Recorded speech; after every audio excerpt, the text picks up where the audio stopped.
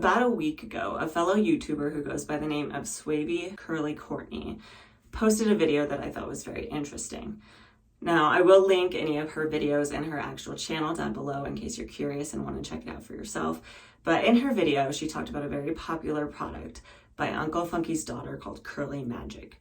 She had gone to the store to get a new bottle and found that it was a different ingredient list. What I found was very interesting was that she then did an update a few days later after a few people had made comments, and she called the company themselves and asked them. They swear that it is not a new ingredients list. They just updated what was on the bottle to better reflect what is in the product. Now, I found that very interesting. So I actually realized that I had a couple of bottles in my closet, and I went to go check to see, and sure enough, they had different ingredients lists on them. Now, a disclaimer here, I actually have not tried this product before ever. I have been meaning to do a review on this product, so I thought, what a perfect timing. So through this video, I'm going to walk through the past week, these products I've tried and tested and what my thoughts are on them, and give you my overall thoughts, see what we think. What does this mean for everything? I don't know. It seems kind of complicated, but I'm going to try and tackle this. So let's go ahead and get started. If you are new to my channel, hi, my name is Lena and welcome to my bathroom. So I'm going to run through these products really quick before I actually show you what I did with them. This is the first one. I bought this back in September, and it actually came in this cute little travel kit. I will be doing a review on this shortly. But anyway, this came with a small little sampler size of the Curly Magic. So this has the original ingredients list. The organic aloe is the first on the list, then it goes on to all the others. So this was the first one that I tried, and I will show that here in just a little bit. So the next one, I then, about a week later, went out and bought the full-size bottle because I had heard such great things about these products that I just figured I would need more. That this was going to give me maybe 2 wash days, and that was not going to be enough. So I just happened to come across this, and I bought it. And when I ran out to my bathroom to check, sure enough, the first ingredient is water. So here I was thinking, that's awesome. I have both conveniently, and I bought them really close together. So I washed my hair and I used this, and then I looked further at the ingredients list, and I realized that the water at the beginning was the only difference between the two products. So I did not have the newest rendition of the ingredients list. So I ran to Target and I bought another one. And I looked through the ingredients list before I bought it, and sure enough, this is the newest one that Courtney talks about. So this is the one where the first ingredient is water, and then the second ingredient is glycerin. And then we have our aloe, and this also, in addition, has jojoba seed oil and hydrolyzed wheat protein. So theoretically, if you go by the ingredients list, they are very different products. I do want to start off with a little bit of a disclaimer here. I did my absolute best to make sure that these 3 wash days were exactly the same. I used the same shampoo. I used the African Pride 2-in-1 shampoo. And then I used the Tresemme Botanic Coconut Milk and Aloe Vera Conditioner. And I used that for all 3 wash days. And then I styled exactly the same with all 3 of these. I will link my styling routine up above if you are curious. That being said, there is always room for human error. So the first product I used was the one in the small sample bottle.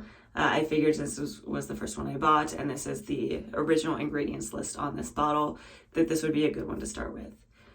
My first thought with this product as I was applying it is it smells very citrusy. My experience is it smells like lemon verbena, but that is not in the ingredients list unless it's part of just the fragrance in the ingredients list. That being said, that's what it smells like to me. When I poured it out into my hands, it was very slippery. It was very easy to work through my hair because I rake these products through my hair, and it just felt very good overall. Now, I will show you side-by-side comparison of these products, but I don't want to do it as I do this because I want you to see them back to back. I will show you here really quick what my results turned out like. On reflection, I did realize I probably didn't use enough of this product. My hair didn't get nearly as much definition as I would have liked, and there was a lot more frizz as well. But overall, it was still very soft and it was still very shiny, so I'm happy with it. This didn't have a great gel cast to it. It was a little bit of a cast. but it's definitely a lighter hold product. So I did move on to this next bottle, and I went through my wash day. Like I said, I went into this thinking this was a completely different product when the only difference is it has water on the ingredients list. Now, my first thought was, it smells like lemon verbena. Smells exactly the same. And then as I worked it through my hair, it felt exactly the same. So I am definitely convinced that these two products are the same. I will still include a clip here though of what my hair looked like after my wash day. So again, really good results. I got good curl definition, a little bit of frizz, a little bit of a gel cast, but overall I was very happy with my wash day. My hair for both of these was just so soft, so shiny. I just kept going up to my husband. I was like, just touch my hair, it's so soft. And he laughed at me, but anyway. So I found out that I did not have the most current ingredient list, so I did go out and buy it, like I said, and I went ahead and I moved forward and washed my hair with this actually today. I will say, on first review, I pumped it into my hand and I said, this smells like lemon verbena. It smells the same. Okay, that's not really a good deciding factor. So I pumped it into my hand and I ran it through my hair. It still had that very silky smooth feel to it. It still slipped through my hair very easily. It felt very nice on my hair. And as you can see, my results are very, very nice. They're shiny, they're defined, and I was very happy with how they turned out. I will still include a little clip here of what my hair looks like from all different angles so you can get a better idea. Now, a few things that I noticed with this product. It seemed to me like I got just a tad bit of a better gel cast, but again, that could have been human error. I could have used just a little bit more of this, or I could have applied it to slightly damper hair. So that in and of itself is not exactly a deciding factor either. I'm just gonna show all three just in case. So we have our small sampler bottle first. I'm gonna pour a little bit of this into my hand. So this is what it looks like. Again, it smells like lemon verbena, kind of just a light, cloudy texture to it. And if I rub this between my hands, it feels very watery, it feels very slippery, and it has a little bit kind of this snot-like texture to it. I don't know if you can see that, kind of stringy. It just kind of vanishes into my hands. Number two, this is the one without glycerin in it. So again, very similar in appearance, kind of just that cloudy, milky texture to it. And also has a very good slip, feels very nice in my hands. You can kind of see with a little bit more of the product, it's kind of starting to turn a little white as I work it between my hands. And the more I work it, the more I get like this stringy texture to it. And again, same smell. So that's number two. Now on to number three. And I promise, so this was number one, this is number two. Again, same appearance, same kind of cloudy, milky appearance. Still feels very nice and slippery in my hands. Now this one is a little bit stringier. And you can kind of see that. I do, however, want to make a disclaimer here. That in and of itself is not necessarily evidence. The first one may have sat on the shelf for a very long time. We have no way of knowing how long any of these products sat on the shelf. So if the first big bottle that I have had been sitting on the shelf for a very long time, these are very natural products. Maybe the aloe started to break down a little bit. So I don't think that's necessarily a good indicator. So really quick, what I want to touch on, and I think this is very important, so I really hope you watch this section, but I will timestamp it in case you really just don't want to hear this. But I will be talking very briefly about the ingredients, the ones that have been added to the list, and why it matters. So the big one is the glycerin. If you really aren't familiar with ingredients and you don't really know what that means, glycerin is a humectant. And what that does is that draws moisture to it, and that's supposed to help really hydrate your hair. Humectants in and of themselves are not a bad thing. The thing about glycerin is it is a very effective humectant. So if you live in a humid environment, it's going to draw all that moisture in the air, and it's going to cause a lot of frizz in your hair. On the other side, if it's very dry outside, it's strong enough to pull the moisture from your hair to itself, and that can cause a lot of dryness and frizz as well. So that's why a lot of people are hesitant about glycerin. And then the other big one that they added was the protein, which for me is actually a positive. My hair absolutely loves protein, but for some people, that will make their hair very dry and brittle and break. Now, here is something that I do want to discuss, however. So there are 3 other ingredients in this product: aloe, marshmallow root extract, and nettle extract. And these 3 ingredients are actually form-filming humectants. So like I said, there are good humectants. These ones are not strong enough to draw it out of your hair, but they do still help moisturize your hair.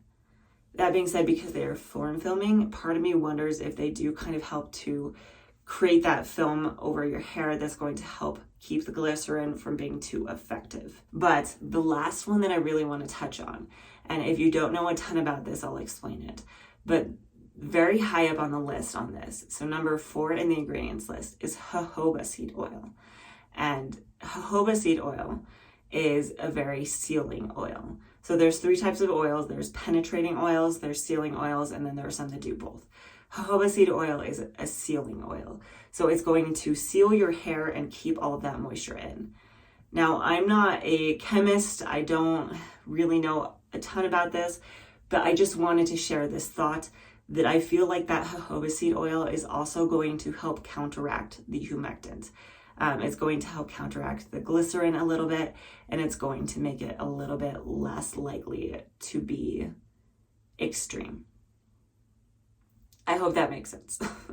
So I'm going to go ahead and try to wrap things up here. And really the 2 big things that I want to do here very briefly are talk about my thoughts on the product as if this were a normal review. And then my thoughts on the whole controversy are that this end product. So the first thing, I really like this product. I like all 3 renditions of it. I would definitely recommend, and I'm going to talk about this coming more from the point of the new ingredients list, since that's probably the one that you're going to be able to find nowadays. I still really recommend it. I think that this is an amazing product. If you do find after some experimentation that the glycerin does not necessarily work great for your hair in certain seasons, this could be a product that you just pull out in the fall and spring, which are about the time frames that this works the best. I would definitely recommend this product for several different reasons, one of which just the way it made my hair feel. One product, one styler, and my hair feels so soft and it just looks so good and it's so shiny and it's so springy. I just love it. So that's kind of a big part of it is I really like the way this worked for my hair. So if you have a hair texture like mine, or even if you have wavy hair, this is a very lightweight product.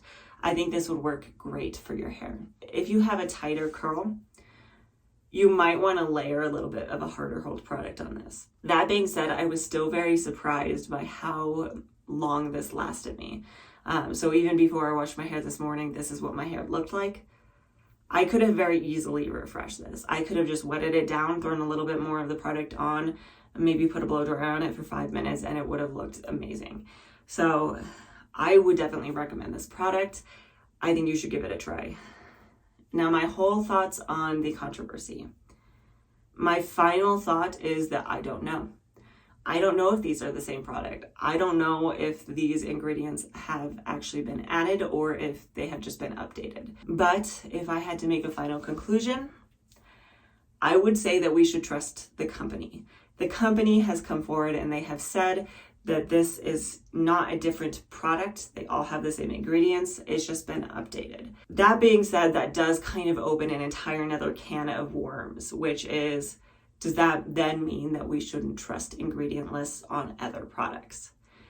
And I know that is definitely very frustrating, and I kind of feel that frustration myself. But I think what it really comes down to is, how does your hair respond to a product?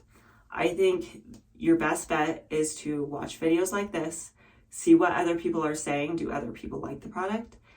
And if you still have doubts, try to get a sample size if you can. If the product is more of an expensive product, like this bottle ranges somewhere between like $15 and $17, depending on where you buy it, then try to get a sample size so you know how your hair responds to this product before you buy it.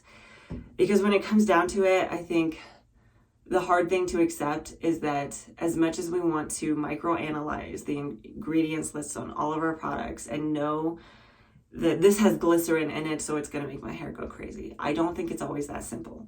I think a lot of the time companies who are making these products know that and they understand that, especially nowadays. And so they put other ingredients in there, like the jojoba seed oil, to counteract that. Again, that is just my own theory. That is my thought on the matter. Let me know what you think down below and what you think about these products, what you think about this whole controversy.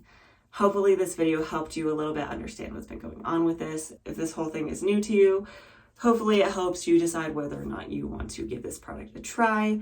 And if you like content like this, I do post a new video every Tuesday on curly hair topics and just healthy hair topics. So please like and subscribe, and hopefully I will see you next time.